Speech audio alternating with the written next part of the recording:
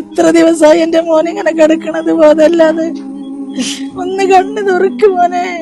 ICUവിന്റെ വാതിൽക്കല് തന്റെ മകൻ ഉണരുന്നതും കാത്തിട്ട് ഒരു ഉപ്പയും ഉമ്മയും ഉറങ്ങാതെ ദിവസങ്ങളായിട്ട് കാത്തിരിക്കുക. പൊന്നുപോലെ വളർത്തിയ തന്റെ മകന്റെ കിടപ്പ് കണ്ടിട്ട് സഹിക്കാൻ കഴിയാതെയാണ് ആ ഉമ്മ നിങ്ങളുടെ മുന്നിൽ കൈ നീട്ടി യാചിക്കുന്നത്.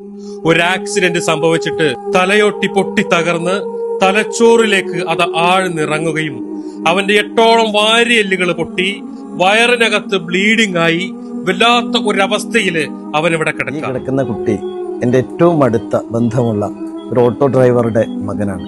വളരെ സമർത്ഥനായ, പഠിക്കാൻ മിടുക്കനായിട്ടുള്ള, നാടിന് ഉപകാരമുള്ള ഒരു നല്ല കുട്ടിയാണ് ഈ ഒരു തരത്തിലേക്ക് ഒരു അപകടത്തിൽ തുടർന്ന് ആയിത്തീർന്നിരിക്കുന്നത്.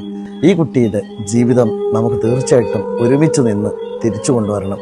വളരെ എമർജൻസി ആയിട്ട് 30 ലക്ഷം രൂപ കണ്ടെത്തണം. നിങ്ങൾ സഹായിച്ചാൽ മാത്രമാണ് ആ മകനെ ജീവിതത്തിലേക്ക് തിരിച്ചു കൊണ്ടുവരാൻ സാധിക്കുള്ളൂ.